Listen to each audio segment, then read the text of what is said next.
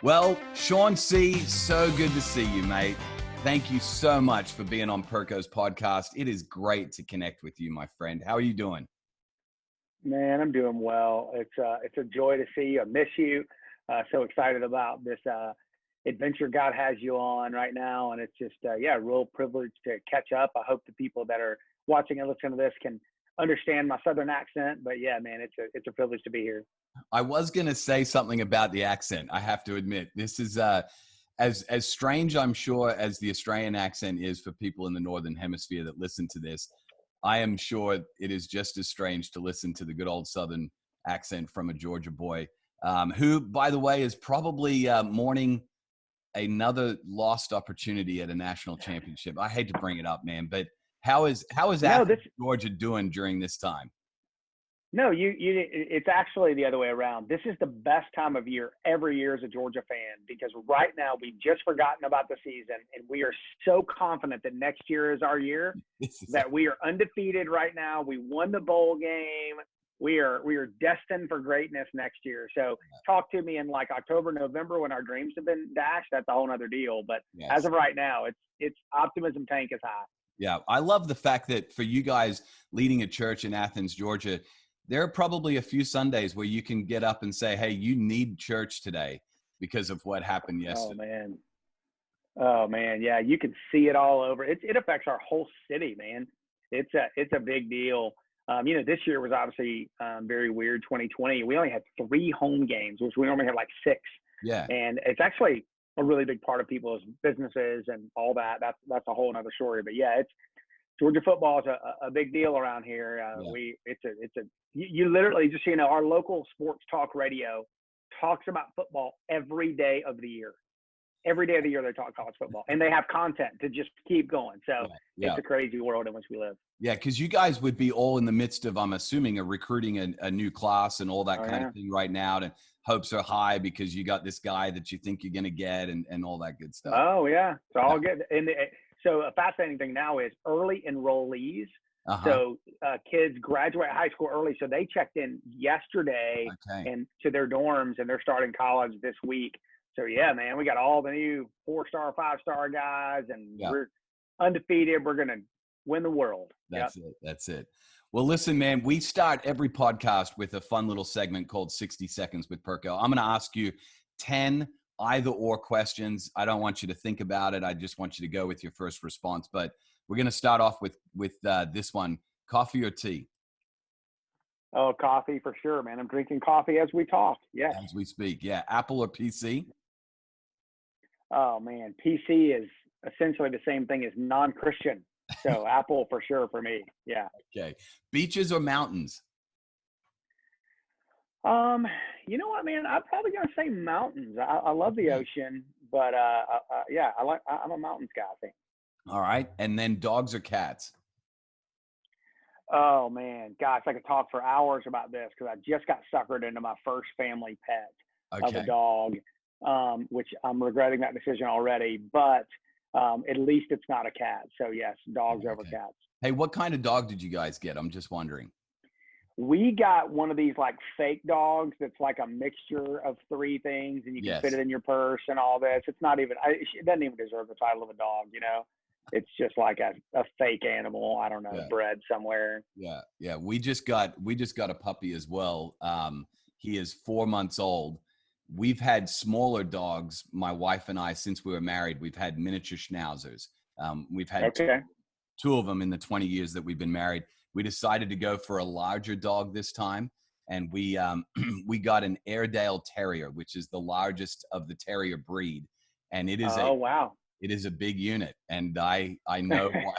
I know why there are big dogs and small dog people now. I have learned why there is a difference between the two. So yeah. Oh, that's so funny. That's awesome. Like having a toddler all over again. It's super fun. Yeah. Oh man, yeah. I can imagine. All right. Next question. Netflix or YouTube? Man, probably Netflix. Okay. Yeah, I get lost on YouTube, but I can't ever decide when I'm watching Netflix what to watch. I just scroll forever, and I can't ever decide to land on anything. Yeah, I feel your pain. I do the same thing. Hey, call or text? Oh, text all day long. Yes. Yeah. I'm all about, my mentor, John Woodall, says that he communicates in bullets. And so, yeah, I'm a bullet form communicator. Text is a beautiful thing. Text is the perfect platform for that. All right. Podcast or music? Man, I listen to a lot of podcasts too. I listen to the Perko podcast all the time. That's my number one go-to, by the way. Of course you do. Yeah. But I'm a big music guy. I have no musical abilities ever. But I listen to music the large majority of my day. So music. Okay. Yeah. Music. Passenger or driver? Oh, always drive. Yeah. No, I don't want you driving me anywhere. Yeah. I'm driving for sure. You're driving. Sure. All right. Way too much of a control freak for that. Yeah. It'll be especially fun when we bring you out to Australia and you have to figure out how to drive on the other side of the road and the other side of the car all at the same time. That'll be interesting for you. Yeah. I can't wait, man. I'm up for it.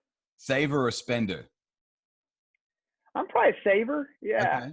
Yeah, probably so. Yeah. Is Bonnie is she a spender or? Yeah, she's more of a spender than I am, but she's honestly one of Bonnie's greatest strengths is she's a deal finder.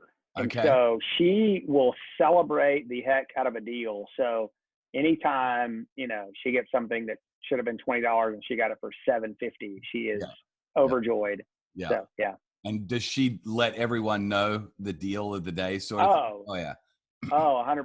Yeah. Like, love that shirt. You wouldn't believe it. I got it for $3 the other day at a thrift shop, or whatever. I love it. Yeah, she's fired up. But I will say this, if you ever have a garage sale, if she ever has a garage sale, go to it, because she'll sell you everything she owns for a quarter. Yeah. Doesn't matter what it is. You can talk her down to a quarter and she's like, just take it. Go ahead. Yeah. It's fine. I wanted to go to a great home, so you just take it. You seem like a nice That's person. Right. Yeah. That's right. She's never going to make any money, but she's very sweet. Yeah. All right. This is the most important question of all time. Toilet paper. Right. Is it over or under for you? Yeah, it's hard to imagine that's really even a question. I mean, everyone knows toilet paper goes over. I mean, that's how toilet paper was designed. And so I don't understand the character defects that lead people in the other direction. So. I'm so glad you said that. It means I can come to your place and use the restroom in peace, and I don't have to fix it. Come on, man. Yeah. Anytime. We'd love to have you. All right. So last of this kind of introductory round of questions.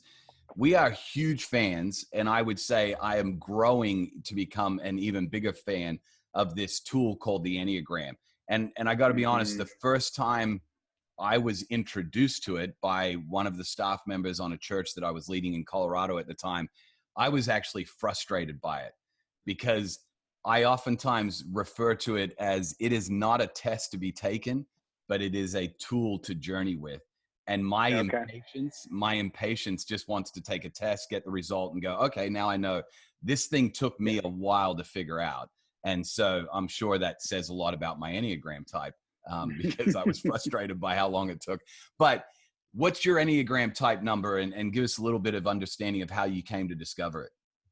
Well, the beauty of my Enneagram number is you don't have to take the test.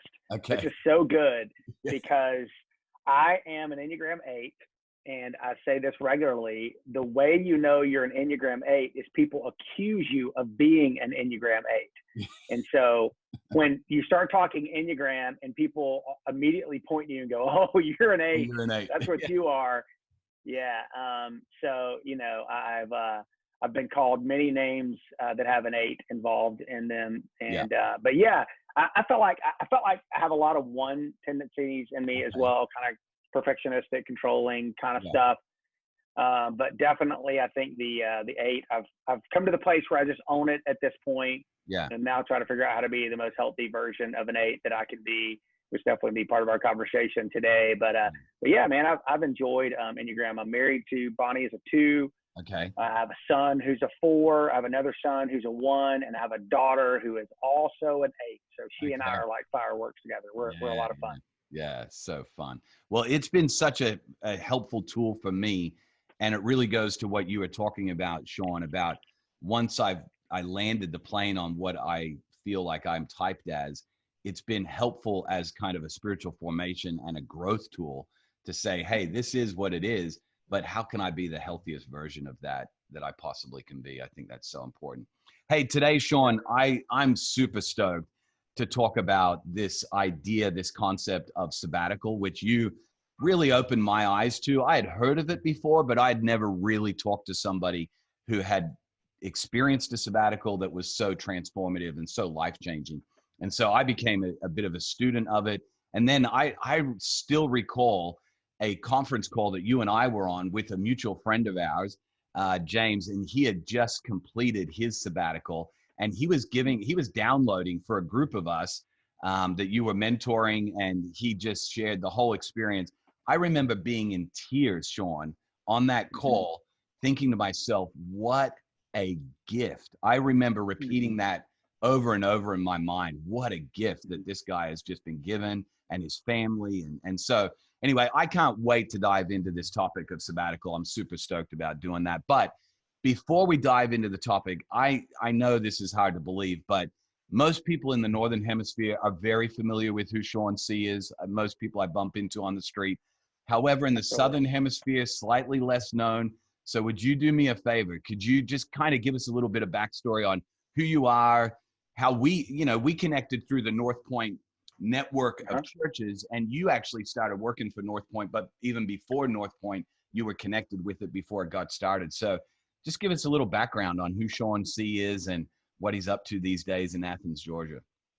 Yeah, man. First of all, I just want to say, Perko, I have just a ton of respect for you and love for you, and appreciate you inviting me into this conversation, and really value your friendship. And I'm just thankful for how the Lord led our paths together. But yeah, I'm 50 years old. I've been married for a little over 28 years. We have two sons that are 20 and 18, a daughter who is 11. And yeah, I've been in the South of the United States pretty much my whole life. I come from a home where my parents were divorced at a really young age, or grew up in a real broken home. Did not grow up with Jesus as a major part of my life. I really met Christ in college, and I was attending college. God had really started changing my life, and a friend told me I should go to Atlanta and visit this. I was about an hour and a half away. I should go visit this church one Sunday. It was in a warehouse, and it was Charles Stanley's church, First Baptist Church of Atlanta, but they had a North campus, and his son Andy was teaching there. This is 1993. Unbelievable. And I went, and it was just unlike anything I'd ever experienced. You know, it was the very early days of, think Willow Creek and Saddleback and all those things in the early days of starting to think about church in a little bit different way. And I just fell in love with it. So I ended up joining a little mentoring group that Andy did. I did an internship there at First Baptist. I eventually graduated college. My wife and I went on staff at First Baptist, where Andy was on staff at the time. And after being there about a year, Andy actually left the staff. He tells that story in Deep and Wide, the book. Some of this, if people have read the book Deep and Wide, would be familiar with the First Baptist North, experiment, as some people would refer to it. And even when you were on staff at First Baptist, Sean, I know you worked with a ton of people that maybe Andy recruited to go and launch North Point. So you've been around this crew for a long time. Absolutely. Yeah. All those guys, the original 6 people, were all on staff at First Baptist Atlanta, and had the privilege of working with all those guys. But I was essentially a glorified intern. I worked in the evangelism ministry. I did that for a year. Then Andy left the staff, and kind of the dominoes began to fall, which eventually led to the creation of North Point again, like he tells that story there. If you haven't read Deep and Wide, it's a great book. Yeah.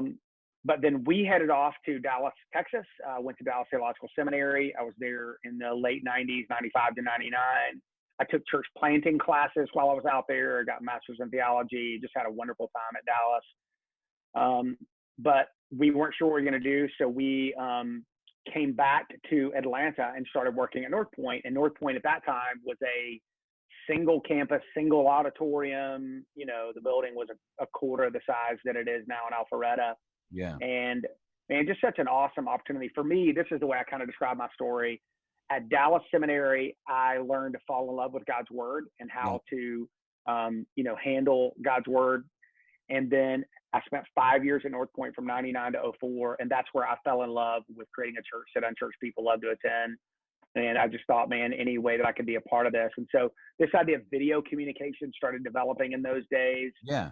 And somebody said, hey, I'm going to go, Troy Fountain said this, I'm going to go to Dothan, Alabama, and I'm going to start a church, and I'm just going to show videos of Andy as the communicator. And I was like, oh my gosh, I don't even know if is that legal? Are you allowed to do that? And Has so Andy said yes to that? Yeah. I know, yeah, no doubt.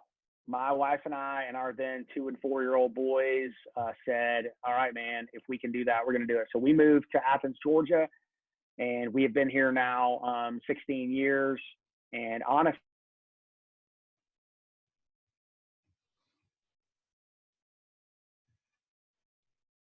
and love what we're getting to be a part of. And so yeah, man, it's been a real privilege. I love that, Sean. Hey, this is kind of off script, but I really would love to know those early days when you were first getting started at North Point in those first 5 years, and they were creating a church that unchurched people would love to attend. What are some of the unique things that you saw being done in those first years that you had never seen done before in church world that would just kind of blow people's mind, sort of thing? Yeah, I mean, back then, again, we were in the South. We were coming out of a very traditional church model. So several things. Number one, church was a very high activity thing back then. Okay. So, multiple times a week, right? Sunday morning, Sunday night, Wednesday night. They really simplified that model. Yeah. And they were like, hey, we want you here on Sunday mornings, and then we want you in a small group. And that was super helpful. I think the other thing is they just started thinking from a creative lens on, hey, we're going to be here for an hour or so together. What are some creative ways we can make this engaging and memorable for people? I mean, that's the first time I'd ever heard anyone talk about relevant environments. Yes. Andy defined that as appealing context, helpful content, and engaging presentations. Yeah. I'd never heard of that idea before. But then the other thing they did, which was life-changing for me, which I know you guys have had a lot of experience with, but starting point was this small group environment where people could explore faith and experience community. Alpha is obviously another great course that's allowed people to do similar things. Yeah. But that was huge, is we were trying to intentionally create conversational opportunities for people that were asking faith questions. So, all those things were brand new. They reduced the formality of church, obviously. So It was the first time ever people thought, oh my goodness, I can show up here in jeans and tennis shoes or shorts and flip-flops or whatever. That was all a brand new idea. And then it was a very conversational approach to what was happening. And Andy's gifted communication made a big deal there. So all those were big factors early on for me. Yeah. A lot of the things that I would say, kind of take for granted now, that we just, it's a part of our regular routine that church looks this way. But 25, 30 years ago, church did not look that way for a lot of people. Well, listen, I want to jump into sabbatical. And for some people that are listening to this show, they may be wondering what the heck a sabbatical even is. That term, for some people, they'll probably know exactly what we're talking about. But I just want to give a quick definition for those that maybe the concept is new to. A sabbatical, as is defined in the dictionary, is a period of paid leave granted to a university teacher or other worker for study or travel. Traditionally, it's 1 year for every 7 years' work. Now, that's the kind of technical definition of it, which we'll dive into a little bit here in a second, because you're not a university teacher and you didn't use your sabbatical for travel or any sort of big research project. But the actual origins of a sabbatical come from this it's a Greek word, but the Hebrew word is Shabbat, Sabbath in Greek. And so sabbatical is this idea of rest and kind of an agrarian cultural concept where they would allow a field to rest for a year. Every 7 years, they wouldn't plant or harvest on that field. They'd just give that field a break because they felt as though it would actually produce better crops and more fruitful harvest because of the rest that it was given. So if you're not familiar with the sabbatical, that's kind of some background on it. But we're going to learn from Sean how he took the idea, the concept, and this, what I would even call a spiritual practice, and used it to strengthen the health of his soul. Before we get to that, though, Sean, you didn't have your sabbatical scheduled like a university professor or lecturer oftentimes does. They start out, they get tenure at the university or whatever, and they're finally given that year off to go study abroad or to travel or to do some research project or something like that. Your sabbatical actually came out of a season of pain and, quite frankly, crisis. Why don't you give us a little bit of background on, hey, what was it that led you to actually taking that sabbatical the first time you did? Yeah, I would just say, Perko, there are some people that are really wise and mature and godly, and they step into the healthy things they need. Others, God takes them kicking and screaming. And Yeah. unfortunately, I fall into the latter category more than I would like. Yeah. And so this story is one of those indicators. You know, the way I reflect on my story is this. Bonnie and I had our two sons very close together. They're just 19 months apart. Yeah. And we were married for 8 years before we had any children. We were married very young. And so I think in the early years of our marriage, some of my brokenness and just lack of emotional health and some of my immaturity wasn't quite as obvious because honestly, the pressures of life had not gotten that great yet. Okay. But after having two children, then we eventually adopted our daughter.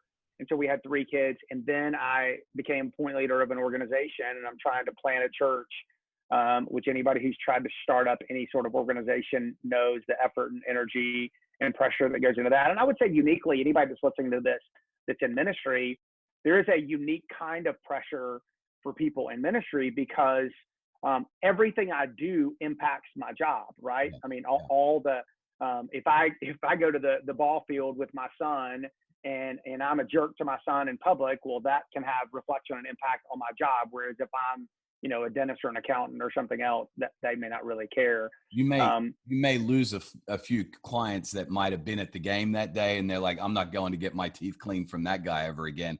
But you're not going to be kicked out of the practice, or have the board of the practice call you in and say, hey, we need you to go to a counselor and work on this anger issue you got going on. Yeah. Yeah, for sure. And in the cancel culture world we're in right now, right? It's so easy to just get shut down. I mean, it's everything. I would think about it walking out of the grocery store, right? Do I have any beverages here that anybody thinks are inappropriate, or they think that I as a pastor shouldn't have? I mean, it affects you, you know, everywhere all the time. And so there's just a lot of pressure. So all that to say, during those years as I stepped into ministry, the pressure just kept squeezing and squeezing in. And essentially what that does is that reveals what's there, right? It reveals what's inside. Yeah. And so for me, what it began to reveal was a lack of emotional health, lack of emotional maturity. And really one of the biggest issues for me, the way it was exemplifying itself was predominantly in my anger. But I would say going back to those years, I was too harsh, too direct, too angry, too controlling, too critical, too opinionated. You know, honestly, going back to your Enneagram question, I mean, if you look at an Enneagram 8, everything that an unhealthy Enneagram 8 was coming out of me. And the hard thing was, I knew on the inside that's not who I wanted to be. I didn't want to be the dad who was screaming at my kids. Yes. I didn't want to be the dad that was micromanaging my wife. And ironically, I was, and this might be helpful for some of the listeners, I was better at this at work than I was at home. Yes. At work, I had learned that if you treat people like a jerk, they leave, right? They don't want to work for you anymore. But unfortunately, at home, sometimes they stick around or they stick it out, you know, or they're willing to tolerate some more of your brokenness than they should. So that was kind of how the story was building for me. And I was having this internal sense of frustration that I couldn't fix this and I couldn't change this. And I had read the books and prayed and done all that I knew to do.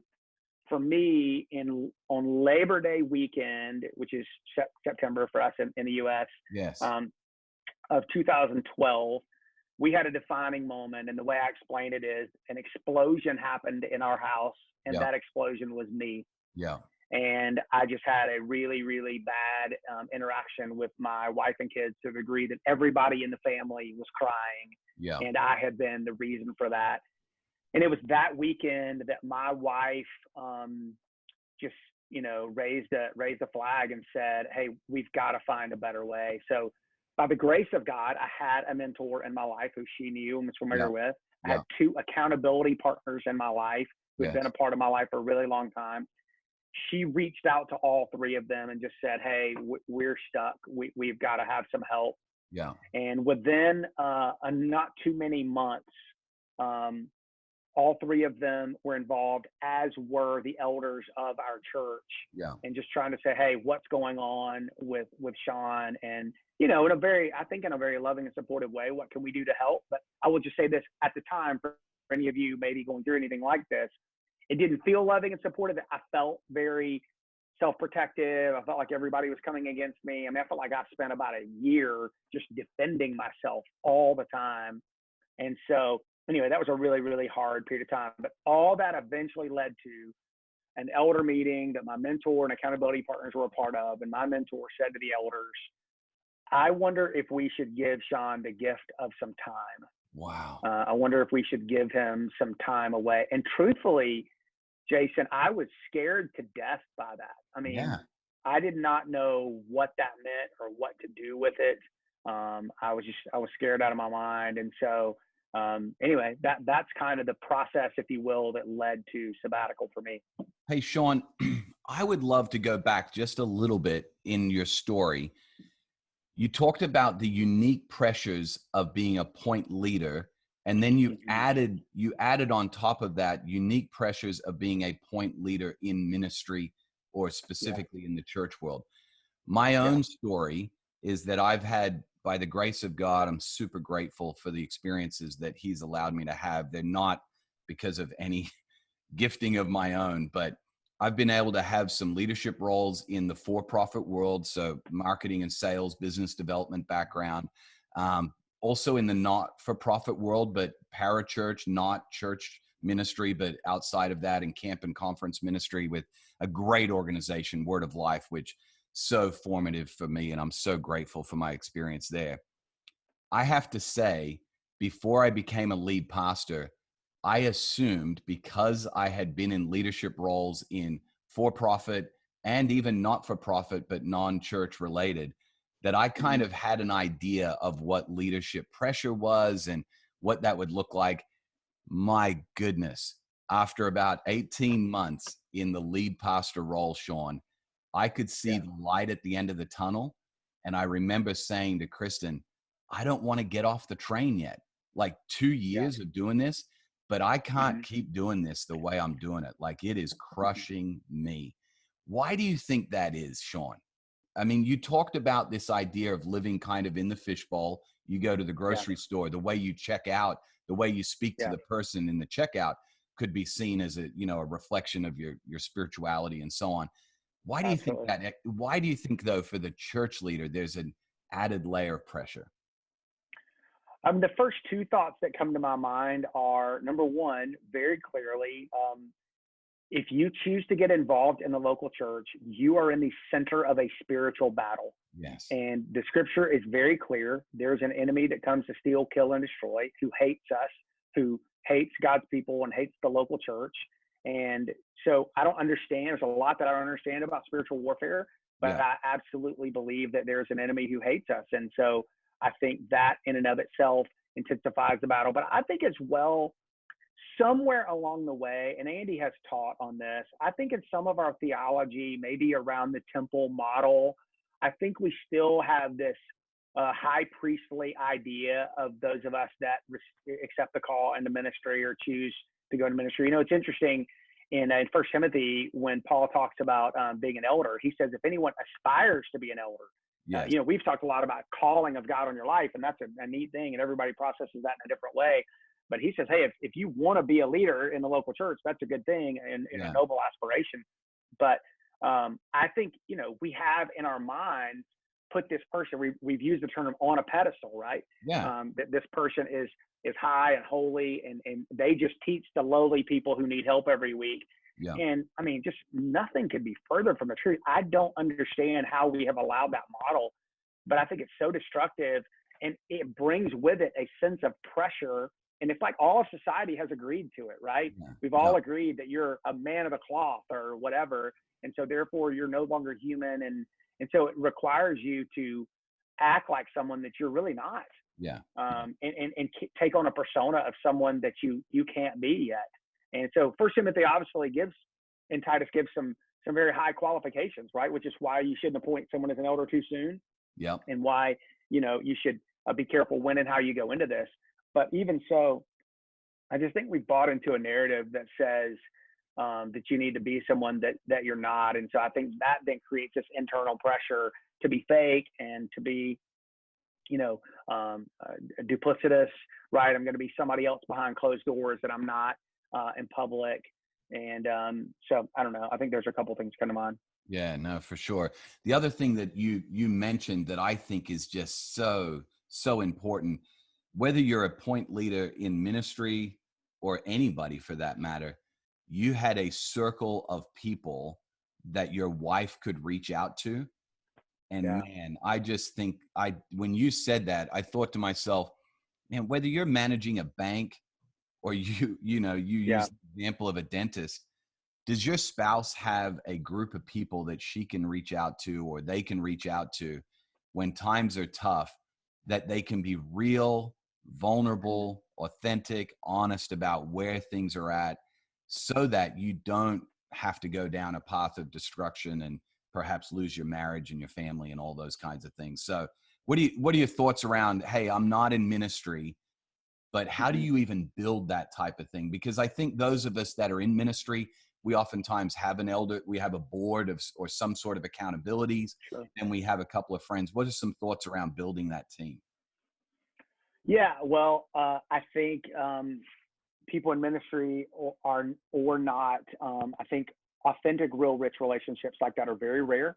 I think they take a long time to develop, and most people that I meet in ministry don't have them, and not because they don't want them. They just feel isolated. They feel like nobody really understands them. I would say, first of all, start small. Start with a person. Yeah. And start by talking to God. God, I need this person in my life, and if it eventually becomes, a few people, that's great. But you need, a safe place, a person where you can say anything and be anything, and you can let your guard down. My experience with, for us, you may remember the Promise Keepers movement from the Yeah. 90s. Yeah. I remember That's that. where this actually began for us. And they talked a lot about accountability partners back then. So that's kind of how it all began for us. But I would just say, you know, one thing I've learned about accountability is I can't give accountability to you. You can just request it. And Yes. so I think where this begins for us as a leader is going to someone saying, look, this is the man or woman that I want to be. Will you help me? Will Yeah. you help pray with me? Will you help encourage me? Will you help hold me accountable? Jeff Henderson, a great friend of ours, Jeff talks about having a life board of directors. Yeah. He actually asked people to serve in a capacity like that. I haven't gone that direction, but yeah, so I think it just begins with somebody that you commit to. And I know for me and my two accountability partners, we made a decision. This is really hard and really rare, but we just said, we're lifers. For the Yeah. rest of our days, we're going to be tracking through life together. And Yeah. so we live in different parts of the world, and we're, hopping on Zooms like this very regularly and texting and calling and all that. But we make a commitment at least once a year that we're together in person. So yeah, it's hard work, but man, oh man, it's hard to put a price tag on the value of it. Yeah. Sean, while you've been talking, I've done what Jeff Henderson has done and put together a life board of mentors and people that have just tracked with us through life, and it's been unbelievably helpful. I have literally made a note, though, to tell Kristen after this recording, anytime you feel the need, I want to be the man that God wants me to be. And so you feel free to reach out for help if I'm not in a place that's able to get help or Yeah. to reach out for help, because I think that's just so powerful to give Bonnie or Kristen, my wife, permission to just be able to reach out to that group of people and say, hey, you know what? Things are not where I know Jason wants them to be. And we need to come around him and give him some help. So man, this is good stuff, Sean. So powerful. I so love it. So Yeah. you're in this elder meeting and your Yep. mentor suggests to the elders, hey, we need to give, I think it's important for us to give Sean the gift of some time. What was the process then that led you to the sabbatical, and how did you kind of plan for it? All those details. Yeah. So one thing that was really interesting is I've been a part of the North Point Network now for 21 years, but at that time, what were we? I don't know. I think it's probably about 13 years or something like that, because I think it's coming up on about 7 or 8 years ago when that happened. North Point does not have a sabbatical policy. So Right. no one around me that I knew had done this before. Now, I knew, but one of my friends works for Young Life, and Young Life has something every certain number of years. And I'd heard of sabbatical, right? But I didn't have any real framework for that. So one thing that was funny was I went to my, elders when we finally decided on this. I was like, okay, how long do I do it? When do we do it? And they go, I don't know. What do you think? Yeah. We were just like blind leading the blind. I mean, literally, I'm hopping on the internet. What is a sabbatical? How long is a sabbatical? What do you do on a sabbatical? I mean, I'm literally, flying with no controls in the dark trying to figure this out.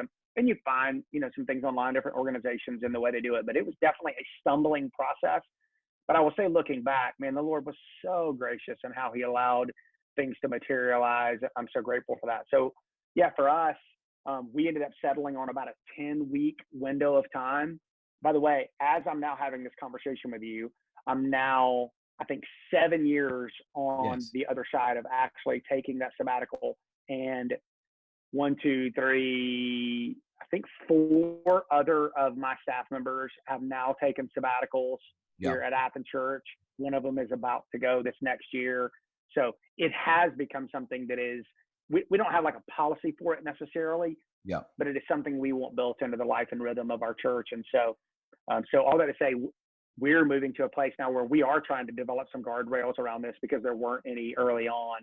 But one thing I did know that I needed to be a part of it was I needed something. I'm just going to use the words healing, deep, rich, something that was going to reach inside me and say, Sean, you don't want to be an angry, controlling, harsh person, but you are. Yeah. And so how do we take some steps in that? How do we make some progress?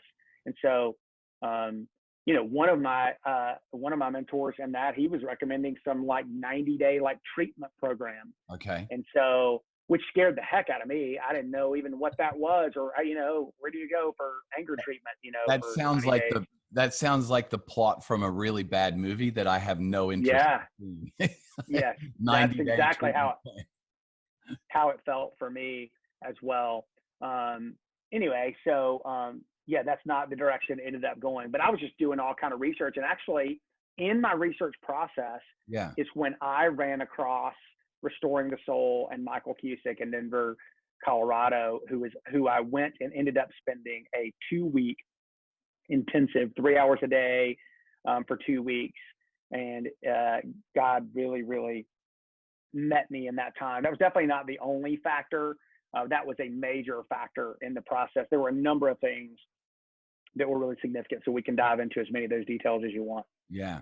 So walk us through, I want to get to the experience that you had with Michael out at Restoring the Soul, but walk us through, what did you actually do on the sabbatical? Because I know for me, I remember the first time hearing your story and then talking to others that have been a part of doing something similar. I was like, so what did you do for 3 months? Like, what is you're getting, first of all, it's an incredible gift to be given the opportunity to take paid leave and to, in a sense, work on who you want to become and not have to worry about anything that needs to get done.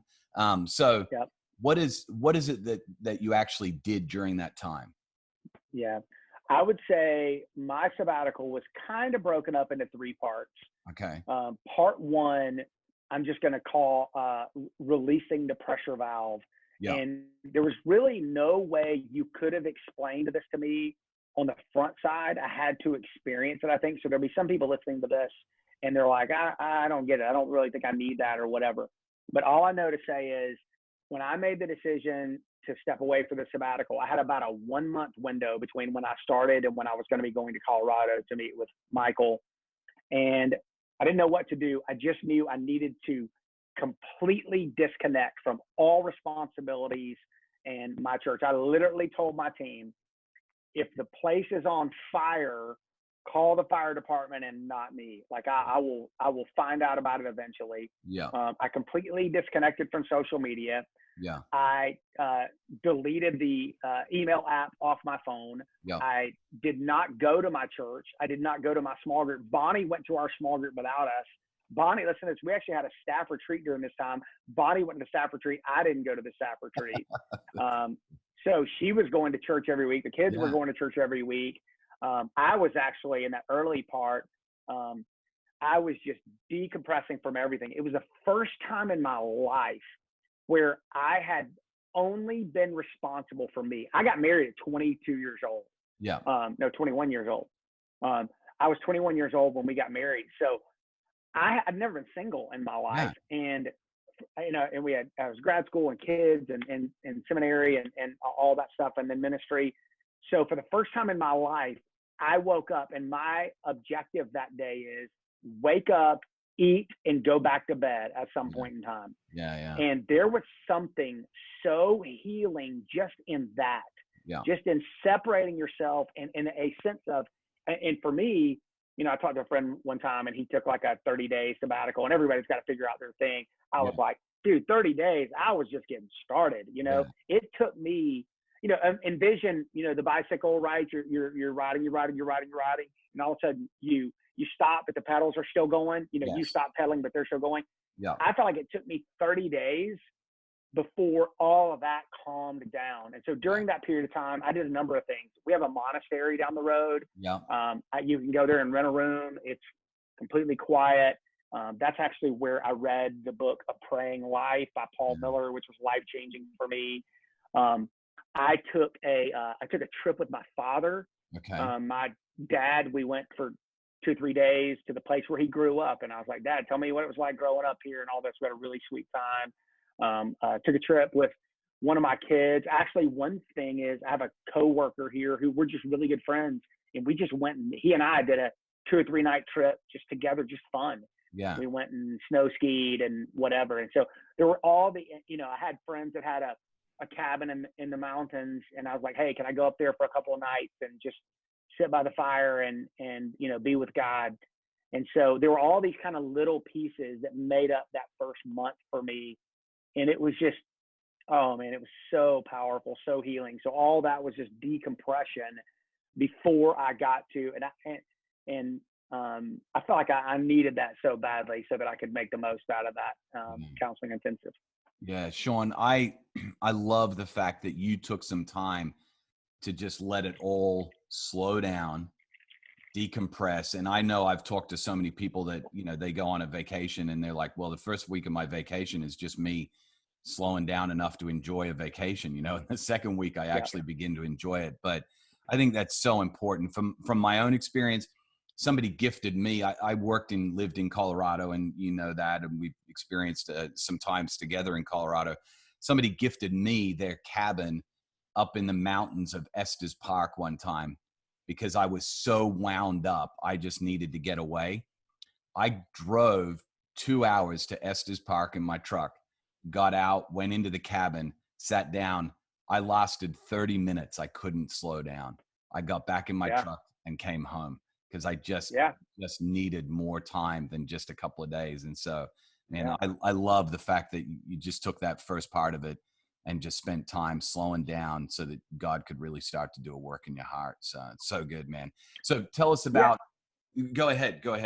Well, I was going to say one thing I want to just connect to that I think some people might be experiencing right now, right? Some people listening to this, watching this, are people who don't have any experience with this whatsoever, like I was, Peter, rewound the clock, 7 years ago. So, and you hear someone talking about this, you're always like, how am I going to find that kind of time? What am I going to do? All those kind of questions. But really behind all that also is this fear of, I think what you're saying is, I don't know that I can do that. I don't know that I can handle that type of silence and solitude, or that like life slowing down like that.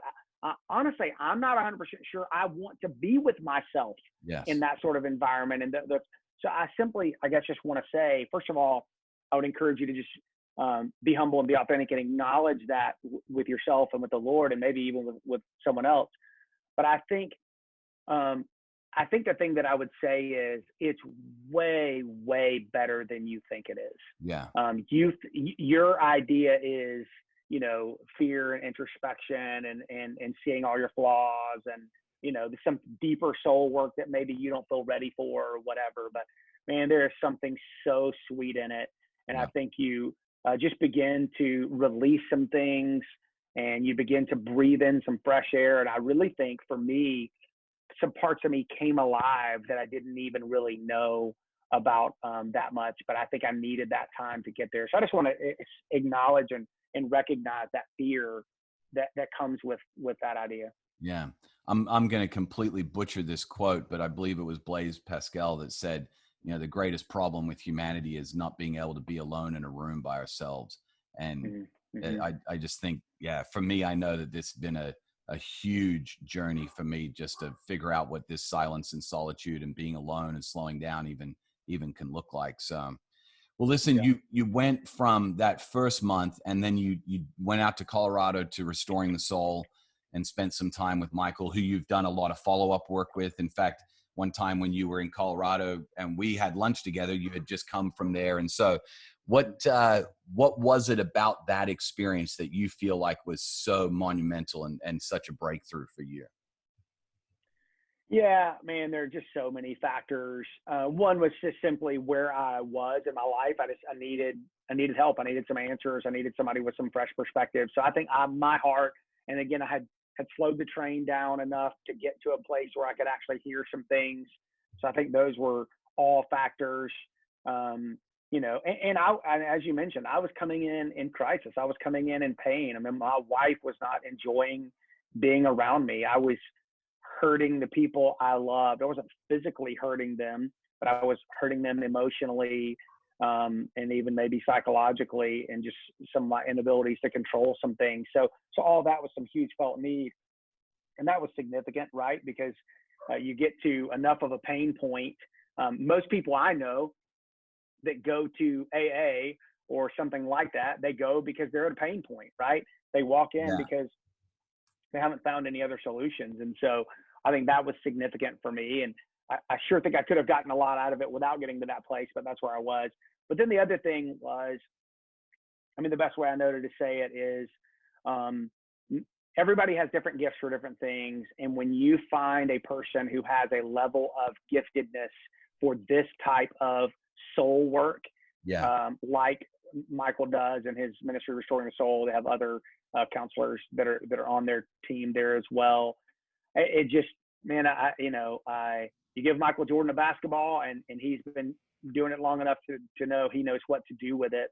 Yeah. And I think you brought a wounded soul into this ministry and this environment, and God has really gifted them, and they have trained and worked hard to be prepared.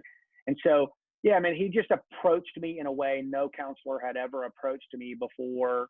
The way that I say this, some strong leaders might resonate with this. As an Enneagram 8, I'm very direct, very black and white. So people tend to communicate with me very direct and very black and white. And I kind of come at people and they kind of come back at me, not always, but at times in relationships.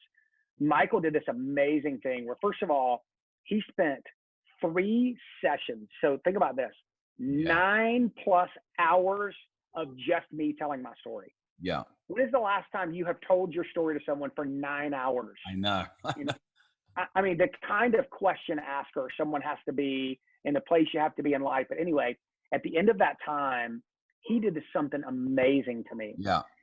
He did a presentation to me. I tell people this all the time. It's almost like a presentation to the board, but he sat down beside me, and with literally like a flip chart, he said, "I want to show you Sean C. as I see him." Wow. After listening to this. And no one had ever done that for me before. Yeah. And he said a couple things to me that were like, the light bulbs were like, oh my goodness, I've never thought of myself that way. I've never heard myself described that way before.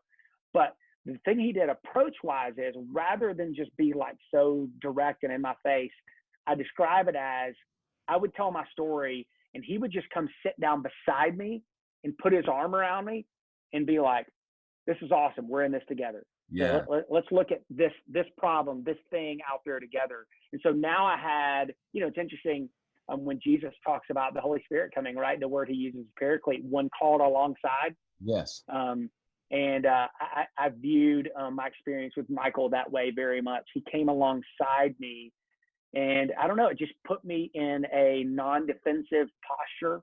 Yeah. and my heart was just in a really open and receptive place. And so yeah, that was really powerful. And that was kind of how the first by third of our time developed. And then we did some healing prayer, and we did some, a number of other different practices together while we were there, which were all really significant. Yeah.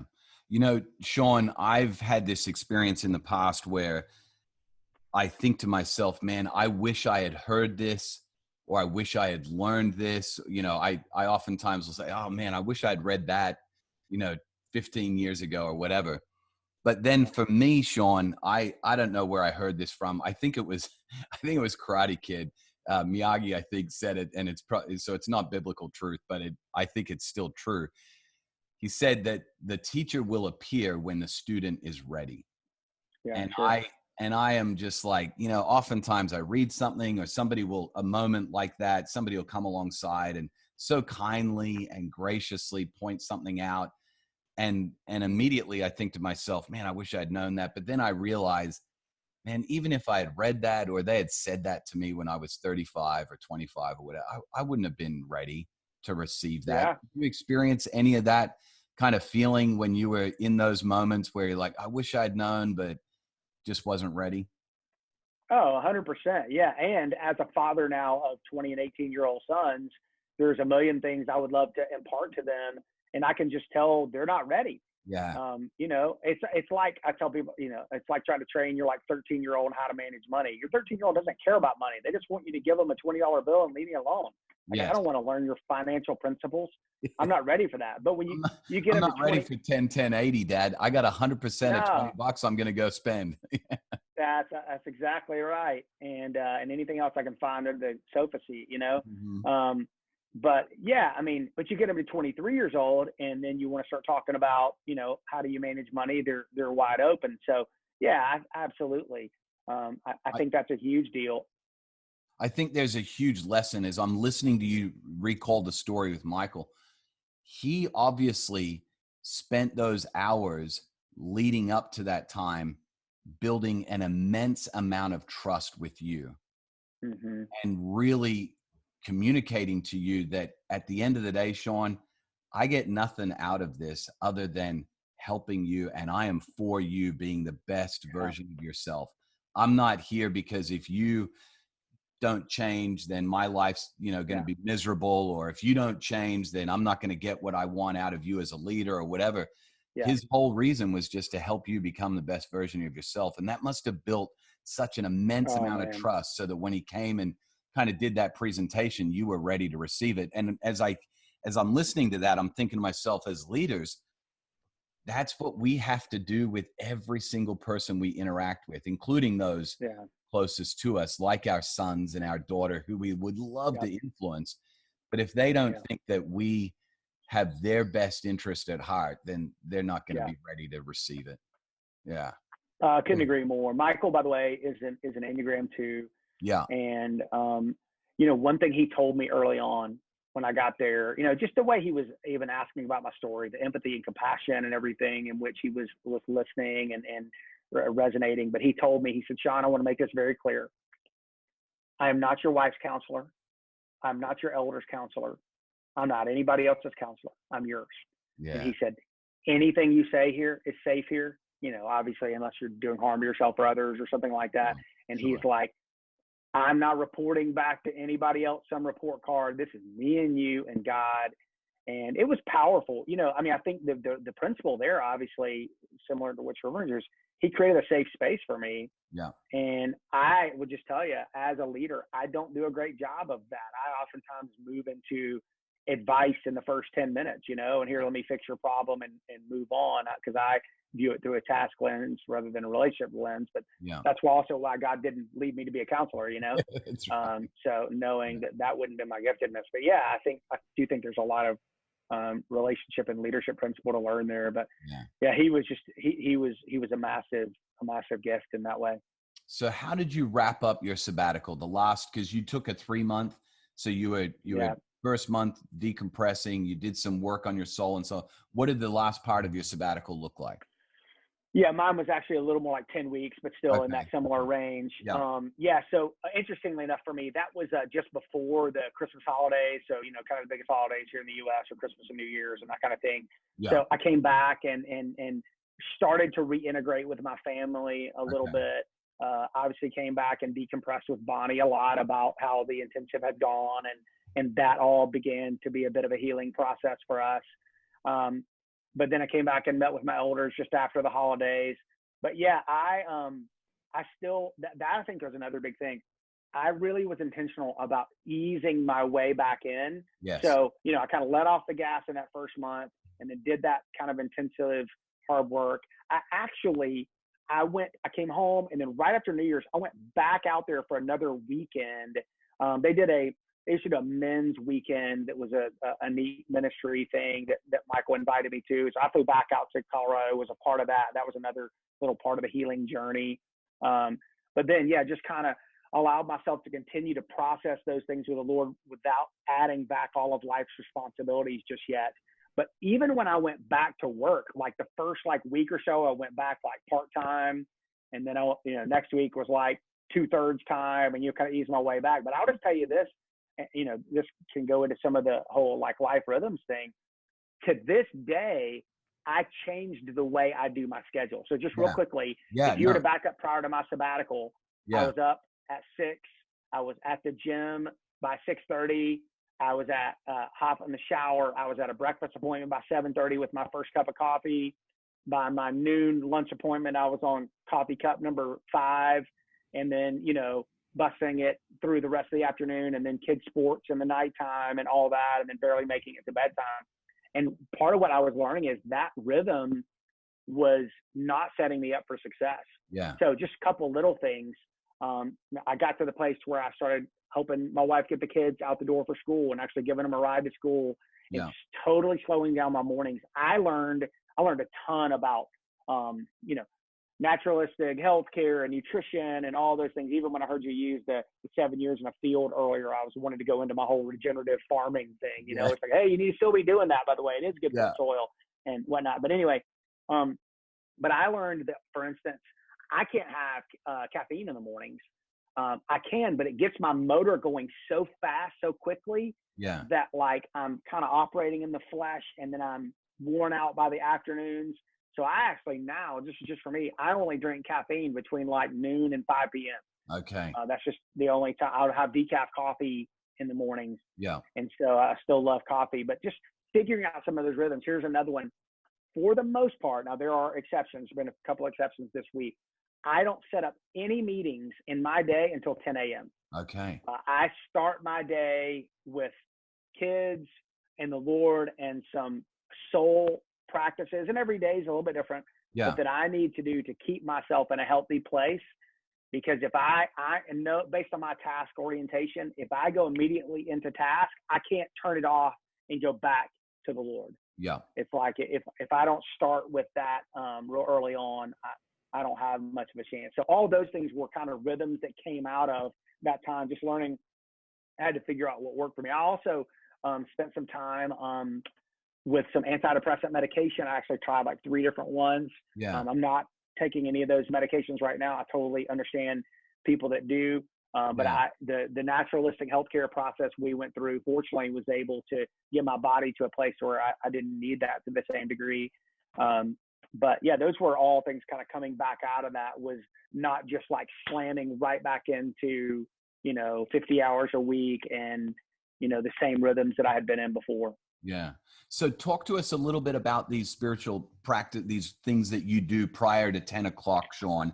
What are some of the things? You said it doesn't look exactly the same every day, but maybe highlight for us 3 or 4 of the practices that you feel like have been most transformative for keeping your soul healthy.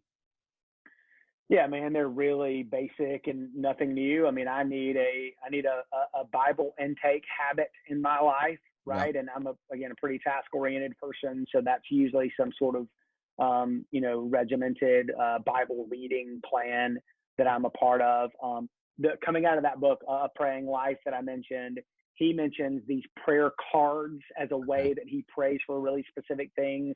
It's literally It's super simple. It's an index card. You write your wife's name on the top of it, and here's things you're praying for her about. And you keep coming back to those cards over and over again. And you oftentimes you see God answer some of those prayers, and you kind of highlight them when God answers that one, and you write another one on there.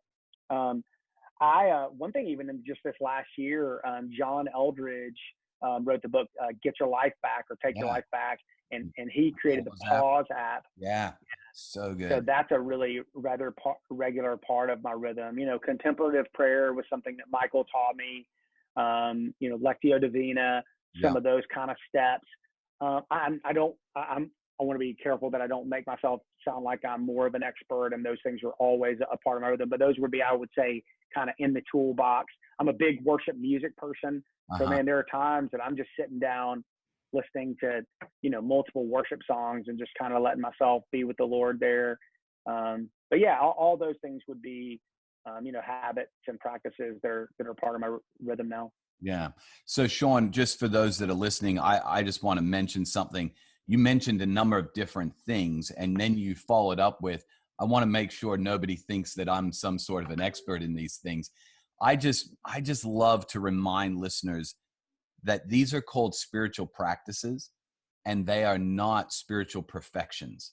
Like we are all on a journey, and that's why we call them practices. So even, you know, our family has a very kind of, I guess, aggressive approach to Sabbathing every week, but it's a practice. We're still figuring it out. It's not like we've perfected it somehow, but we are certainly really, really devoted to it. So I love some of those habits and rhythms that you've begun to implement in your life. What do you think's changed the most, Sean, at work for you, in your marriage, your parenting, your friendships? What would you say if you just had to highlight one thing from those four areas, your work, marriage, parenting, and friendship? What would you say has changed the most? Well, on the relational side, this was the first time in my life that I understood the concept of empathy. Okay. Empathy is, you know, feeling and understanding what other people are experiencing. And I don't know, man, I was so, I think, focused and driven and whatnot. I just don't think I even had the emotional capacity for it. But I think as God began to heal and clean some of those things, I just began to start to, you know, a little bit, and gosh, I'm a rookie at this for sure, because it's very non-intuitive for me. It's something the Lord has to help me with, but begin to feel a little bit of what my wife was feeling. By the way, that September of 2012, I told you, was that big day. October of 2012, we did the series at Athens Church, Jeff Henderson's teaching, called Climate Change. Oh yeah. And in that series, Jeff asked what has been one of the most life-changing questions ever for me. He asked the question, what's it like to be on the other side of me? Yeah. And for the first time in my life, I just began to think about that. What's it like? Bonnie would say to me for years, you don't see your facial expression. You don't hear your tone of voice. We do. And so the Lord just began to open my eyes and heart a little bit to that. So introducing an element of empathy into my marriage and parenting and friendships, that in and of itself was really life-changing. You know, I think another thing, Michael introduced me to the author Brene Brown. I pretty much read everything Brene wrote, and you know, her whole idea of shame research and whatnot, but living with a real sense of vulnerability and authenticity and the courage that takes. I think the more I began to do that, the more I began to create safe space for others to do that as well. But yeah, man, in terms of Athens Church, this is, if you are the leader of an organization or influential in an organization at all, I would really want to encourage you with this. I wholeheartedly believe that what God did in me what he began in me during that window of time, radically impacted our church. Yeah. The culture of our church is markedly different from that season forward. And that's just been significant on a lot of levels. We're just a healthier place, having more authentic conversations. And man, I would have never known that earlier, or you know, moving forward, but just in God's timing, it was all really, really significant. I ended up doing you may remember this, I ended up doing a teaching series called Trending Toward Healthy. Yes, I do remember. And that was that was super influential in my life at the time, Sean. You began to introduce some concepts and some resources. I remember going to Athens Church website, and your staff had listed books and reading in that Yeah. vein that were super Yeah. helpful. Emotionally Healthy Spirituality, Pete Scazzero, Yep. that whole world was opened up to me because of that. So unpack that a little bit, Sean, but in the sense of, if I'm a leader and I'm wanting to bring this kind of thing to the organization, obviously people are going to see that lived out in my own life. That's the first way that you bring it to the organization. But you've brought the rhythm of sabbaticals to the organization. You've brought a lot of this teaching and thought process to the congregation. What would you say is a great track to do that? The first thing that comes to my mind is the unfortunate reality of that is there has to be some lived experience in it. And so the first thing I think you can do is just fully open your heart to God and open yourself to some other people and say, God, what do you want to do in me? Because we all know as a leader, it's really hard to take people somewhere you haven't been. And so when you begin to give God that space and opportunity to work in you, as scary as that is, and the fruit on the other side of it, when you experience God's grace fully, you're obviously more inclined to extend that to other people, right? And so as you do that, it starts shaping the whole culture. And, for instance, we set a policy within our church where church staff, it's just so cool. I have a new staff member that just started a few months ago, and she thanked us for this specifically. But we set a policy where if you go to counseling of any kind, we'll reimburse you. It's like a certain percentage of the cost up to a maximum limit per year, something like that. But dude, it is very common right now for a staff member of Athens Church to go, be back in an hour and a half, headed to counseling, see you guys in a little while. Yeah. But this staff member came to me and she said, hey, I've worked at 3 different churches. She said, I've never been at a church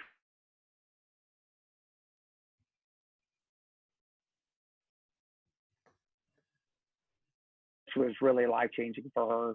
Yeah. So good. So good. Yeah. I love that. So Sean, as we wrap up the conversation, I want to just ask you to talk to that person that's listening and they're like, hey, I don't work for an organization like this new staff member that just came to you who promotes this and encourages it, or even allows a sabbatical. Here in Australia, Sean, we have this amazing concept called long service leave. And I won't explain the whole concept. I've kind of shared with you a little bit about it, but it's basically built into the HR rules that you accrue a certain amount of weeks every year that you work in an organization for a concept like long service leave. But not everyone has that kind of opportunity given to them.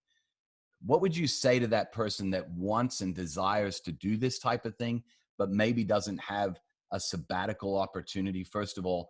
And then I would love for you to speak to the person that, quite frankly, was me before I met you and had conversations with you about sabbaticals, who kind of looked at it as like a bit of nonsense. What would you say to those two people?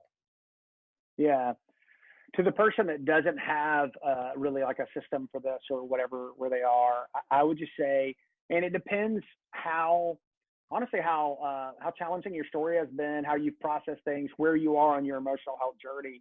You may be at the place where I was, where it doesn't matter if your organization offers it or not. I mean, if I had been a dentist 7 years ago, I would have probably had to quit for a while and go do this and just trust that God's going to somehow allow me to get another job when I get back. I mean, it was make or break for me. Yes. So if you're at that place, I would just say it is way better to quit your job and save your marriage and your children and your emotional health, and trust that God can give you another job. Like, it's that big a deal. Yeah. And I honestly see a lot of people in our culture that aren't willing to make that trade. And so they opt for another spouse and another family and all the complexities and pain that comes with that. Other people probably are not as in extreme a place as I am. And so they could actually begin just with some of these practices that you've referred to, and they could begin to build some healthy rhythms, and they could just begin with a counselor in their community And really, they could see some really incredible process without having to do something maybe quite as extreme, if you will, as what I did. Yeah. And I would just say, man, that's awesome. I'd say there's probably a lot of people for whom that's the case. And if that's the case, I had been doing counseling for years, and so that might be enough for you. So here's the challenging thing is the people in your life who really know you, they're probably the ones who can best answer that question for you. And if you have the guts to ask them, your spouse, your coworkers, your good friends, maybe even your children, depending on what age or stage of life they're in, asking them the question like, hey, how badly do you think that I need this? Yeah. Or, where do you see me on this? I think that's a really gutsy question to ask, but a significant one.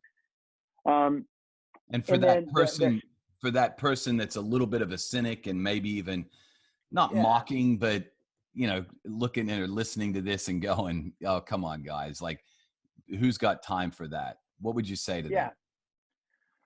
I would just say, again, not knowing who they are and all the circumstances of their lives, but if they're like me, okay, I'll put myself in that cynic seat. I will just say, here's what I would say to Sean 7 years ago. Sean, I know you think this is dumb. I know you think this is for wimps. I know you think real men don't do this or whatever, but let me tell you something. You are hurting the people you love the most. Mm. The story they are going to tell is that they were wounded by you, and you don't see it that way, but that's the story they're going to tell. Yeah. And you have a choice on whether or not they tell that story. And so this may seem extreme. It may seem ridiculous, but I know that you love them enough to take a bullet for them, but do you love them enough to take a sabbatical for them, to take a break for them and become the person that they need you to become? And again, if you have the guts, ask them. I mean, if you gave the people in your life who you really love an anonymous survey, how healthy am I? What is it like to be on the other side of me? What do you think I really need to work on in life? I mean, they might not come back with near as extreme results as I did, but if I had given that honest survey to my wife and 3 children and coworkers and friends back then, the end result would have been, Sean, you've got some really broken things you need to work on. Yeah. And that would have been very hard for me to hear, but it was true. Yeah. And I definitely am at the place now in my life where I would way rather hear a hard truth than believe a lie. The wounds of a friend are better than the kisses of an enemy, right? Yeah. And so I would just say, have the courage to ask the people around you what it's really like to be in relationship with you. And if you can't change it, then, make it a priority and find some help with somebody who can help you. Yeah. There are a lot of dads, myself included, that would say, and we would quote it even, I'm willing to do anything for my kids, or I'm willing to do anything for my family. And maybe that anything might be something that you think is actually a little bit of nonsense or maybe a little bit weak or whatever. And that might be the very thing. They don't need you to take the bullet, but they may need you to take the sabbatical or the counseling session or whatever it is. And, that's right. And hopefully they will never need you to take a bullet for them to protect them, but hopefully you're willing to do the other thing. Yeah. Yeah, no doubt. I mean, you and I have been doing this for a long time, right? 999 men specifically, I can just speak to men, 999 men out of 1,000 are more likely to need to take a sabbatical for their families than a bullet, right? Yes, that's right. I don't know many dads that have taken a bullet for their family, but I know lots of dads that are creating more harm than they realize with the relational patterns that they currently have in place. Yeah. And they don't know it, and they don't really know what to do about it, but there really is something they can do. Yeah. Well, as we wrap up, Sean, I always love asking podcast guests a couple of questions. I love asking, what has been the most helpful resources, whether it's books or podcasts or whatever it is, for you on this journey of caring for your soul? And then I always love to ask people, if someone listening would like to just track and journey with you, what's the best way to do that? Yeah, man. Gosh, and resources, I could give such a long list, but I've obviously mentioned in terms of actual counseling ministry and all that. Actually, they do intensive weekends as well, but Restoring the Soul Ministry in Colorado. I know there are other similar organizations around that do similar things. In terms of books, gosh, it just depends where you are. I mean, John Ortberg's Soul Keeping was a game changer book for us. I mentioned Brene Brown books. I mean, The Gift of Imperfection and others have been really significant along the way. You mentioned Pete Scazzaro and Emotionally Healthy, church and spirituality and all that. Those guys have created some really good resources. Actually, Restoring the Soul does a podcast as well. So Okay. that's one easy way that you could kind of dip your toes in those waters. But and then I mentioned John Eldredge, Get Your Life Back, and the Pause app, and those resources have been super helpful. So yeah, I could probably give a lot more there. In terms of finding out any more about me, I'm on social media. I don't really love social media all that much, but I tend to go back to it for the same idiotic reasons that most of us do. But yeah, just SEAN, SEAY. And then our church is AthensChurch.com. And so a lot of the resources that I use and put out are available there as well. So yeah. Hey, Sean, we both have been influenced by a great guy, Andy Stanley, and he's all about bottom lines, like summarize it, just give me one takeaway, one thing, because we've talked about a lot of great things today. But if you were like, man, I just want you to go away with this one thing, if you're listening to this, what would it be? Yeah, the way we said it in the Trending Toward Healthy series, and we stole this phrase, I can't remember who from, but I still think it's helpful. I think I would look at this individual and I would say, hey, I realized probably some of the pain and hurt and dysfunction in your life wasn't even your fault. Probably was some things, some ways some other people treated you, or some things you experienced in life. And I would say it is okay to not be okay. Yeah. It's all right, man. That is acceptable. I mean, that is normal. That is human. But then I would add the but it's not okay to stay that way. Yeah. And so it's perfectly okay to be broken, to be wounded, to have, challenges in your life. But man, you only get one shot, and it's not worth staying in that broken place and passing on. You hear the stats all the time of like people that were abused that end up abusing their children, and it's like people who grew up in addiction homes that become addicts. And it's like, man, break that cycle. Don't be the one that changes the family tree. And God can help you do that. And so it's okay not to be okay, but it's not okay to stay that way. I love that. It's okay not to be okay, but it's not okay to stay that way. Love that, Sean. Mm-hmm. Hey, thanks so much, man, for your friendship, your mentoring of me and my ministry and life and leadership. I'm so grateful for our relationship, and look forward to the next time we get to be together. Oh man, well, I can't wait to come down to your neck of the woods and bring this Southern accent into the Southern Hemisphere. Yeah. That would be a ton of fun. But man, Jason, I just have a ton of respect and admiration for you, and just really thankful for your friendship. And it's real honor to be able to hang out today. Yeah, man. Thanks.